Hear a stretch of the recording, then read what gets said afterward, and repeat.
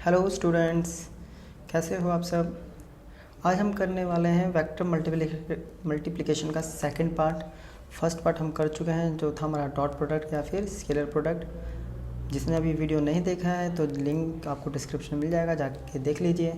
तो आज का जो हम करने वाले हैं वो है हमारा वेक्टर प्रोडक्ट, या फिर इसका दूसरा नाम होता है cross product.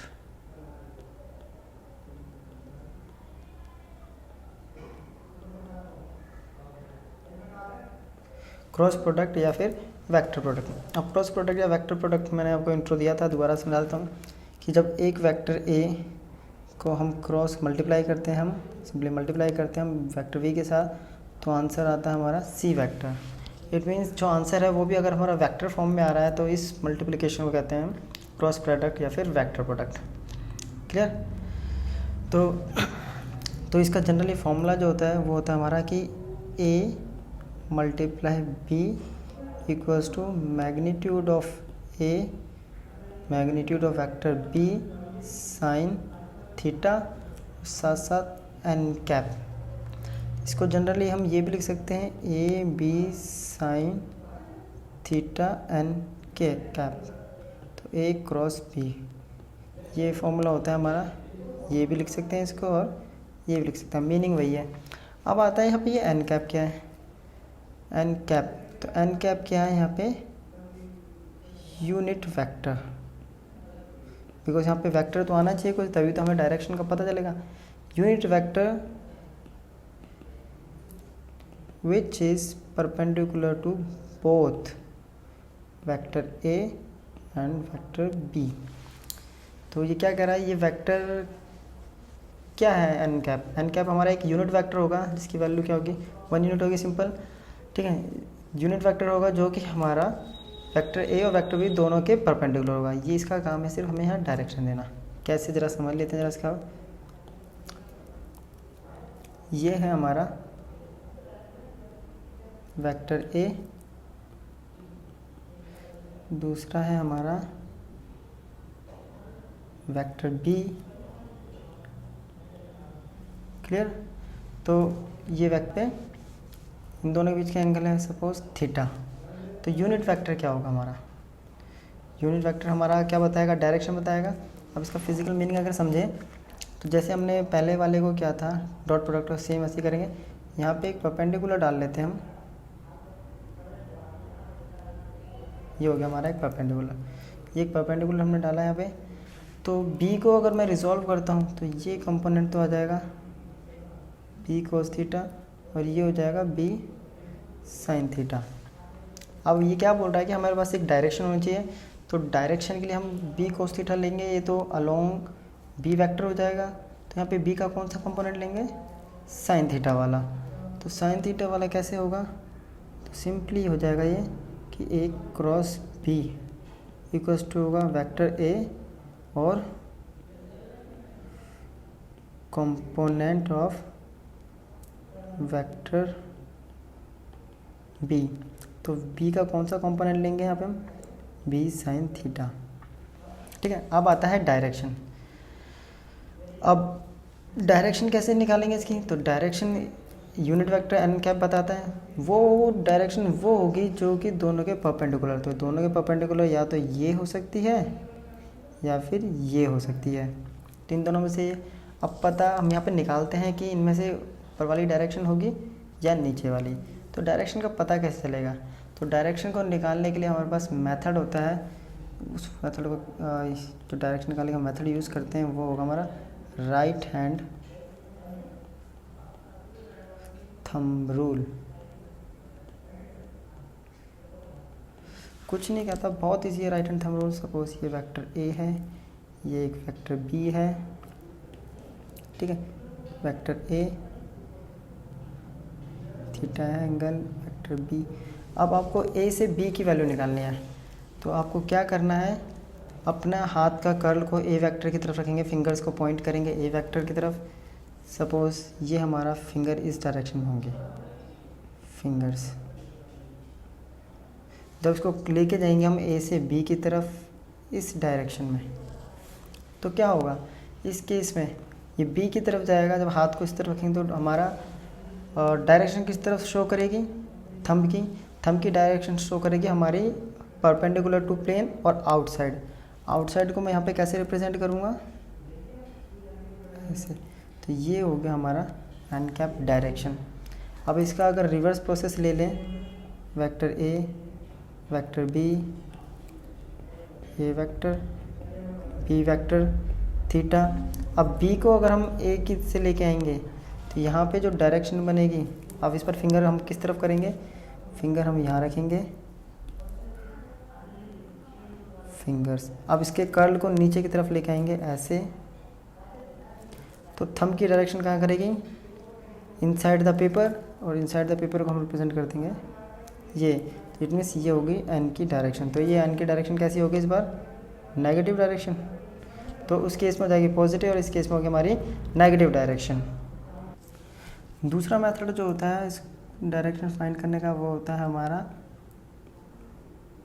Right hand screw rule. वो भी सेम ही होता है हमारा, सिंपली कुछ नहीं होता है। हमें स्क्रू कैसा होता है हमारा, ये हमारा स्क्रू होता है, कोई भी स्क्रू जो होता है,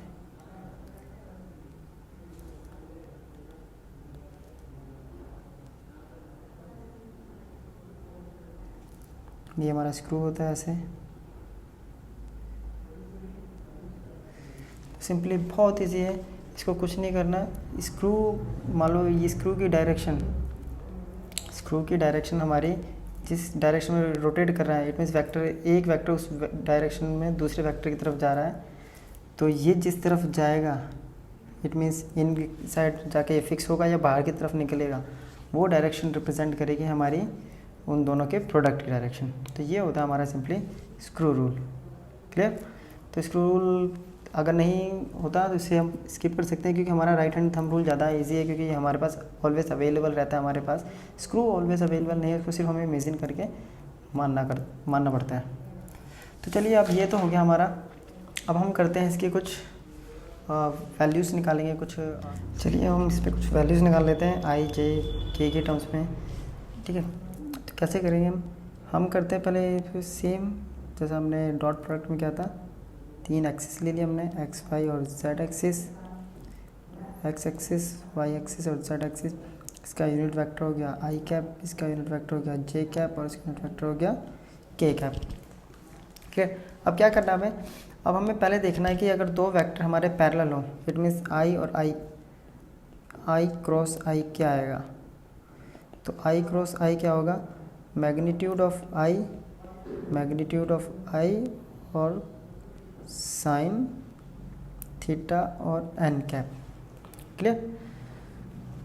तो दोनों की डायरेक्शन सेम है, तो इस केस में देखते हैं इसका मैग्नीट्यूड 1, इसका मैग्नीट्यूड 1, एंगल हो गया 0, तो आंसर आ गया 0, sine 0 0। It means I cross I आ गया हमारा 0। सिमिलरली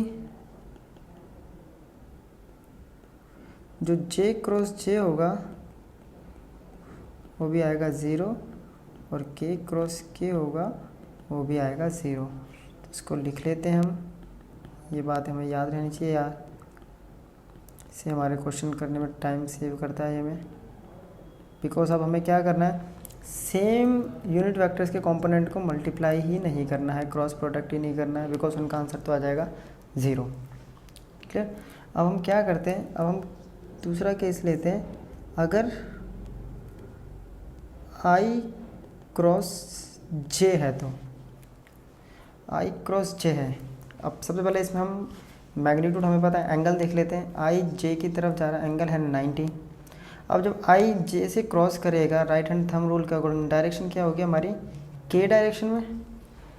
अपनी फिंगर रखेंगे आई की तरफ और उसको जे की तरफ कर लेके जाएंगे, तो हमारा थंब आएगा ऊपर की तरफ, इट मीन्स के डायरेक्शन में। तो मैग्नीट्यूड 1, मैग्नीट्यूड होगा जे का 1, साइन 90 और डायरेक्शन हो गई के कैप। तो साइन 191, तो ये आ गया हमारा के कैप। सेकंड, नेक्स्ट जो है वो हम करें जे क्रॉस के। तो फिर से मैग्नीट्यूड 1, इसका मैग्नीट्यूड 1, एंगल ऑलवेज 90 होगा, तो एक्सिस के बीच में, और इस बार डायरेक्शन क्या आ जाएगी हमारी आई कैप। तो जे क्रॉस के की वैल्यू आ गई आई कैप। तो जब भी जे क्रॉस के करेंगे तो हम क्या करेंगे आई कैप।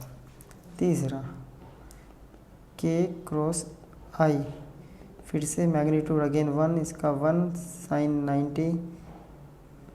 अब के को जब हम क्या करेंगे, के को हम लेके जाएंगे आई की तरफ, तो डायरेक्शन जो है इस बार होगी वो हमारी जे कैप। तो ये आ जाएगी जे कैप कब, तो के क्रॉस आई होगा। तो यहाँ से 3 वैल्यूज और मिल गई। इट मीन्स आई क्रॉस जे करेंगे तो डायरेक्शन के कैप में आएगी, जे क्रॉस के करेंगे तो डायरेक्शन आई कैप की तरफ आएगी, और के क्रॉस आई करेंगे तो डायरेक्शन जे की तरफ। क्या इसका रिवर्स भी यही होगा? तो चलिए इसका रिवर्स देख लेते हैं। रिवर्स बोल रहा है इट मीन्स जे क्रॉस आई, तो ये तो मैग्नीट्यूड 1 साइन 90। अब डायरेक्शन देखते हैं यहाँ से। इस बार हम फिंगर अपनी रखेंगे वाई एक्सिस के अलोंग और उसको एक्स एक्सिस के अलोंग लेके आएंगे। तो डायरेक्शन किस तरफ होगी? इस बार ये होगी इनसाइड। इट मीन्स के का नेगेटिव, तो डायरेक्शन क्या होगी यहाँ पे माइनस ऑफ के। तो आंसर आ गया माइनस के कैप।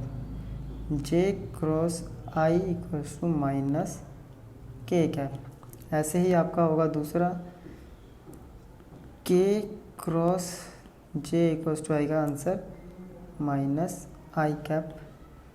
सिमिलरली इसी की तरह होगा हमारा के क्रॉस आई जो होगा वो आएगा माइनस। इसी की वजह से हमारा जो कम्यूटेटिव लॉ है वो फॉलो ना करके यहाँ पे एंटी कम्यूटेटिव बन जाता है, क्योंकि इसका नेगेटिव आ जाता है। तो अब वही करेंगे हम इसकी प्रॉपर्टीज़। तो चलिए प्रॉपर्टीज़ कर लेते हैं हम। Properties of cross product. तो फर्स्ट प्रॉपर्टी यही है कि क्रॉस प्रोडक्ट जो है is anti commutative.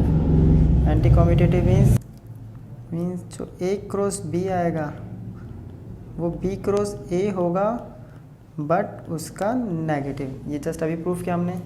Second, distribution पे ये अप्लाई होता है।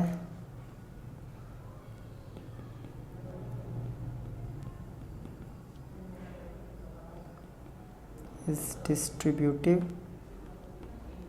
Over addition. It means A cross B plus C equals to A cross B plus A cross C. Next, अगर वेक्टर ए पैरेलल हो वेक्टर बी के, तो इस केस में क्या होगा? थीटा बनेगा हमारा 0, थीटा 0 तो साइन 0 0। तो इस केस में क्या हो जाएगा हमारा ए क्रॉस बी भी 0। ठीक है, clear? Next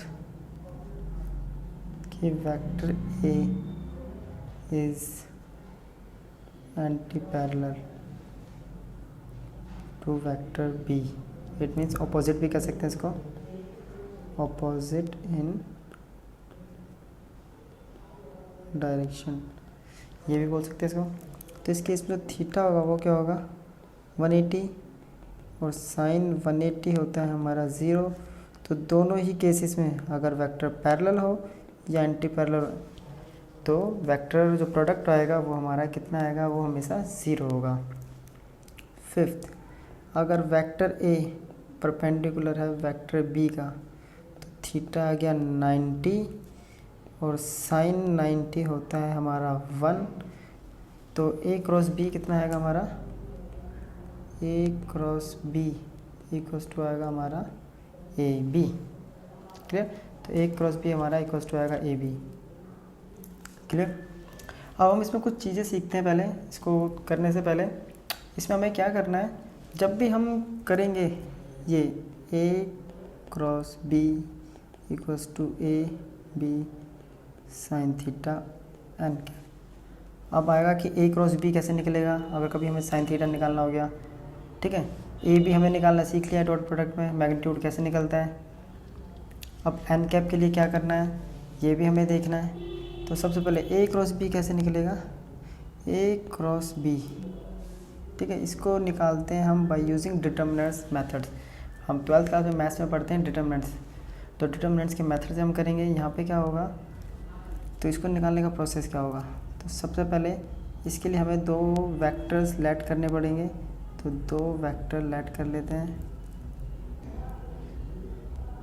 let vector A है हमारे पास A x I plus A Y जे और प्लस ए जेड के। वेक्टर बी है हमारे पास बी एक्स आई प्लस बी वाई जे प्लस बी जेड के। तो ए क्रॉस बी निकालना है हमें, ठीक है। ए क्रॉस बी निकालने के लिए सबसे पहले आई जे के को ऐसे लिख लेंगे, और जो जिसका कंपोनेंट है आई के नीचे आई वाले कंपोनेंट, जे के नीचे जे वाले कंपोनेंट, के नीचे के वाले कंपोनेंट। क्लियर। तो ये कंपोनेंट हो गए। तो इसको नेक्स्ट पेज पे कर लेते हैं हम। तो इन कंपोनेंट को दोबारा लिख देता हूँ मैं, ए cross B I J K A X A Y A Z B X B Y और बी जेड। अब सॉल्व कैसे करेंगे, जब हम आई कैप के लिए सॉल्व करेंगे तब क्या करेंगे, हम आई की रो, आई के सामने वाली रो उसके सामने वाली कॉलम को छोड़ देंगे। तो बाकी कंपोनेंट कौन कौन सा बचेगा, ये बच गया ए Y B Y A Z और बच गया बी जेड। कैसे करा हमने, जब हम आई कैप को देख रहे हैं तो हम इसको छोड़ देंगे और इसको छोड़ देंगे, तो बाकी कंपोनेंट बच गए। सेम हम करेंगे जे के लिए। जे के लिए जब हम करेंगे यहाँ लेंगे माइनस जे, फिर जे के सामने वाले कंपोनेंट और उसके साथ वाले कंपोनेंट छोड़ देंगे, तो बच गया हमारे पास A X A Z B X B Z. Same करेंगे प्लस के कैप। अब के सामने वाले कंपोनेंट्स, सामने वाली रो और कॉलम दोनों छोड़ देंगे, तो इसके बाद बच गया हमारे पास A X B x A Y और बी वाई। अब सॉल्व कैसे करना है, इसको इससे मल्टीप्लाई, इसको इससे मल्टीप्लाई, बीच में minus, multiply minus multiply, multiply minus. तो ये होगा हमारा I cap A Y B Z minus A Z B Y. यहाँ आएगा minus J cap A X B Z minus A Z B X, और लास्ट है हमारा K cap A X B Y minus A Y. तो ये करेंगे हम, ऐसे करेंगे इनको मल्टीप्लाई, तो ये निकल जाएगा हमारा इस तरह से ए क्रॉस बी। अब अगर कभी हमें साइन थीटा निकालना है, इट मीन्स एंगल निकालना है, तो हम कैसे निकालेंगे, ये होता है हमारे पास। तो जब भी एंगल निकालेंगे तो सबसे पहले हम निकालेंगे इसका मैग्नीट्यूड। तो साइन थीटा जो होगा वो होगा ए क्रॉस बी का मैग्नीट्यूड अपॉन में मैग्नीट्यूड ऑफ ए और magnitude of B. Clear. Simply इसको हम ऐसे भी कर सकते हैं, मैग्नीट्यूड के टर्म में लिखेंगे तो ऐसे, और इनका मैग्नीट्यूड निकालना आता है हमें। और अगर किसी केस में हमें डायरेक्शनल यानी एन कैप निकालना है, तो इस केस में क्या करेंगे हम, ए क्रॉस बी या मैग्नीट्यूड यूज़ ए क्रॉस बी और अपॉन में ए क्रॉस बी। अब क्वेश्चन आ रहा होगा कि ये दोनों तो सेम ही लग रहा है, ये कैसे आया। देखिए हमारे पास होता है A cross B equals to A B sine theta और एन कैप, और ए बी साइन थीटा हमारा किसके बराबर होता है, या ए बी हमारा मैग्नीट्यूड है, तो इसको मैं सिंपली लिख सकते हैं हम, तो इसको लिख सकते हैं ए क्रॉस बी को क्रॉस ऑफ ए बी उनका मैग्नीट्यूड और sine theta N cap. Sorry sine theta नहीं, इसको तो ऑलरेडी साइन थीटा, इसी पूरे को हम लिख सकते हैं यहाँ पे ए क्रॉस बी का मैग्नीट्यूड। और एन कैप, तो एन कैप को जब यहाँ रखेंगे तो ये आता है हमारा ए क्रॉस बी और अपॉन में ए क्रॉस बी का मैग्नीट्यूड। तो ऐसे निकलेगा हमारा एन कैप। तो ये हो गया हमारा यहाँ पे थ्योरेटिकली अगर देखें तो ये पूरा का पूरा क्रॉस प्रोडक्ट हो गया। अब हम इस पर कुछ क्वेश्चन ट्राई करेंगे जिनसे हमारा थोड़ा और क्लियर हो जाएगा। चलिए क्वेश्चन स्टार्ट करते हैं। चलिए क्वेश्चन कर लेते हैं हम। क्वेश्चन है हमारा, prove that the vectors A equals to 2i cap minus 3j cap minus k cap and vector b equals to minus 6i cap plus 9j cap plus 3k cap are parallel. हमने अभी पीछे करा था property से, एक बार दोबारा देख लेते हैं कि a क्रॉस b जब पैरेलल होता है ए बी और साइन होता था हमारा 0, तो ये किसके बराबर आता है 0। अगर हमारा a क्रॉस b 0 के बराबर आ गया तो इट मीन्स हमारा पैरेलल है, नहीं तो पैरेलल नहीं है। तो उसके लिए हमें क्या निकालना पड़ेगा, a क्रॉस b। और a क्रॉस b को निकालने का मेथड अभी बताया मैंने आपको, आई कैप डिटरमिनेंट्स मेथड से करेंगे इसको सॉल्व। आई के कंपोनेंट्स आई के नीचे लिख लेते हैं, जे के कंपोनेंट जे के नीचे लिख लेते हैं और के कंपोनेंट के नीचे लिख लेते हैं। अब इनको सॉल्व करते हैं। सॉल्व कैसे करेंगे, तो सॉल्व करेंगे हम पहले आई कैप, क्लियर, आई और उसके सामने वाली रो और कॉलम छोड़ देंगे तो आएगा -3 9 -1 3। फिर होता है माइनस जे कैप, तो कंपोनेंट बच गया 2 -6 -1 3। और ऐसे करेंगे हम के कैप के लिए, उसके सामने वाली रो और उसके सामने वाली कॉलम को छोड़ेंगे तो बचेगा हमारे पास 2 -6 -3 और 9। अब इनको सॉल्व करते हैं, क्लियर। -3 इंटू -3 9, तो ये आएगा हमारा आई कैप इक्वल्स टू -9, इधर बचेगा प्लस का 9, फिर -j वैल्यू आएगी 6 -6 प्लस का k वैल्यू आएगी 18 -18। इसको सॉल्व करेंगे तो 0, यहाँ भी 0 और यहाँ भी 0, आंसर आ गया 0। ए क्रॉस बी अगर 0 आ जाता है it means vector A is parallel to vector V, और यही हमें प्रूफ करना था। तो ये हो गया हमारा क्वेश्चन ख़त्म। चलिए नेक्स्ट क्वेश्चन कर लेते हैं हम। क्वेश्चन दे रखा है हमें, find the value of A for which the vectors 3i cap plus 3j cap plus 9k cap and i cap plus aj cap plus 3k cap are parallel. क्या बोला हुआ है, हम यहाँ पे लेट कर लेते हैं पहले इनको, कि पहला वेक्टर है लेट, ये ए वेक्टर मान लेते हैं हम इसको, और ये दे रखा है हमें 9k कैप। फिर दूसरा हमें दे रखा B i plus aj plus 3k cap. ये दोनों कैसे हैं, पैरेलल। कंडीशन हमने पढ़ी है जब for vector A parallel to vector B, तो इस केस में जो ए क्रॉस बी होता है वो कितना होता है, 0 के इक्वल। इट मीन्स हमें ए क्रॉस बी 0 के इक्वल दे रखा है और हमें इनकी वैल्यूज निकालनी है, ए की वैल्यू। चलिए स्टार्ट करते हैं, पहले ए क्रॉस बी निकालते हैं। तो ए क्रॉस बी कैसे निकालते हैं, उसका मेथड होता है फिर वही डिटरमिनेंट्स मेथड, आई जे के, इनके कंपोनेंट लिख लेते 3 1 3a 9 3, क्लियर। अब आई वाले को सॉल्व करेंगे तो उसके सामने वाले रोज़ और कॉलम को छोड़ देंगे तो हमारे पास सिर्फ ये कंपोनेंट बन जाएंगे। फिर -j, इसके सामने वाली रो कॉलम छोड़ेंगे तो ये कंपोनेंट बच जाएंगे, और k वाले को छोड़ देंगे तो ये कंपोनेंट बच जाएंगे 3 1 3a। सॉल्व करते हैं इसको, आई कैप 3 3 जा 9 -9a, जे कैप सॉल्व करेंगे 3 3 जा 9 -9 1 जा 9, के कैप 3a और -3, ये हो गया। अब जे वाली यहाँ पे ये टर्म तो हो गई 0, हमारे पास वैल्यू बच गई सिर्फ आई cap 9 -9a, clear, plus K cap 3a -3, और यहाँ पे है 0। 0 का मतलब क्या है, इट मीन्स 0 का मतलब है कि कि यहाँ पे जो 0i प्लस 0j और प्लस 0k इक्वल्स टू आ रहा हमारा 9 minus 9a i cap minus 0j plus 3a minus 3k cap. अब यहाँ से कंपेयर करेंगे तो 9 माइनस 9a इक्वल्स टू आ गया 0 और इस तरफ आ गया 3a माइनस 3 इक्वल्स टू आ गया 0। दोनों ही केसेस में अगर हम a की वैल्यू निकालेंगे तो आएगी 1। तो यहाँ पे आंसर आ गया हमारा a इक्वल्स टू 1। क्वेश्चन हो गया हमारा कंप्लीट।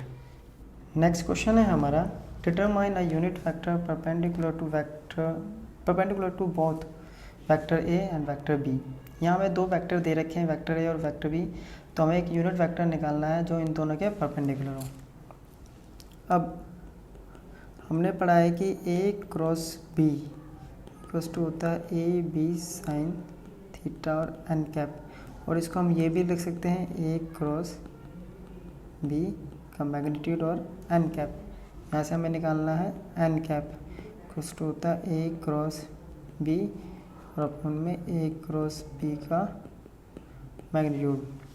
इट मीन्स हमें a क्रॉस b निकालना है, बाकी काम हमारा ख़त्म हो जाएगा। तो a क्रॉस b निकालते हैं हम। Vector a cross vector b कैसे निकलेगा? डिटर्मिनेंट्स मेथड से i कैप j कैप और k कैप। i की वैल्यू 2 1 1 माइनस 1 1 2। सॉल्व करते हैं इसको। i कैप को ऐसे ही छोड़ेंगे, कॉम्पोनेंट बच गया हमारे पास 1 माइनस 1 1 2। j को लेंगे तो इसके सामने वाली रोज कॉलम छोड़ देंगे, तो 2 1 1 2।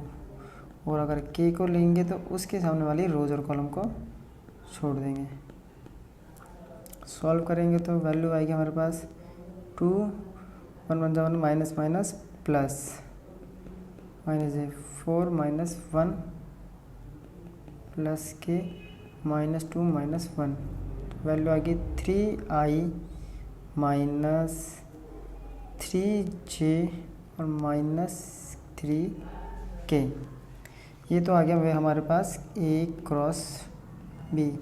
अब हमें बोल रहा है कि a क्रॉस b का हमें मैग्नीट्यूड भी चाहिए, तो वो कैसे निकलेगा?